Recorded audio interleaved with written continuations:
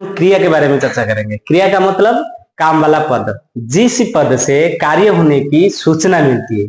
वाक्य में जितने पद होते हैं उनमें से किसी एक पद से पता चलता है कि कार्य का बोध या इसी से काम हो रहा है। तो काम की सूचना जिस पद से मिलती है उसे हम क्रिया कहते हैं।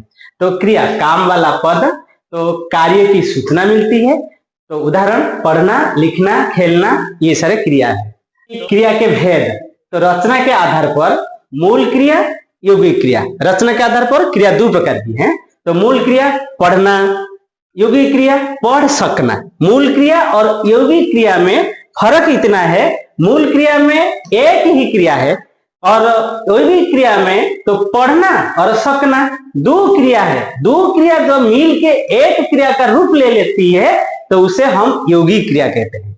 कर्म के आधार पर क्रिया, सकर्मक क्रिया, विकर्मक क्रिया, अकर्मक क्रिया।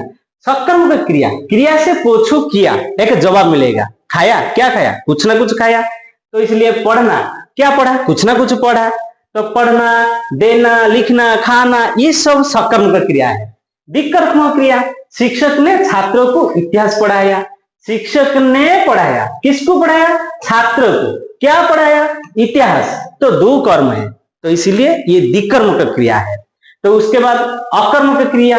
अकर्मक क्रिया का मतलब जिस क्रिया का कर्म न हो, जैसे कि जाना, रोना। तो इसी से हम क्या पूछने से कर्म नहीं मिलेगा, तो कर्म नहीं है तो ये अकर्मक क्रिया है। तो उसके बाद देखिए क्रिया की पूर्णता और अपूर्णता के आधार पर, तो जब वाक्य को खत्म करने वाली सामर्थ्य, शक्ति क्रिया के पास है, तो जिस क्रिया का ये वाक्य को समाप्त कर सकती है, जैसे कि समापिका क्रिया कहते हैं खाना, खाया। ये खाया क्रिया जो है ये वाक्यों को खत्म कर सकती है, तो इसीलिए ये समापिका क्रिया है। असमापिका क्रिया, लौट कर खाया, लौट कर और कुछ बच गया तो पूर्ण भाव नहीं आया, इसीलिए ये अकर्मक क्रिया। उसके बाद देखिए जैसे कि खाना क्रिया, इधर ये सकर्मक क्रिया है क्योंकि ये वाक्यों को खत्म कर सकती है, तो ये सकर्मक है, ये अकर्मक है। तो पूर्णता के आधार पर क्रिया दो प्रकार के हैं, समापिका क्रिया, असमापिका क्रिया। संयुक्त क्रिया, संयुक्त क्रिया ये नाम से पता चल जाता है संयुक्त हुआ है।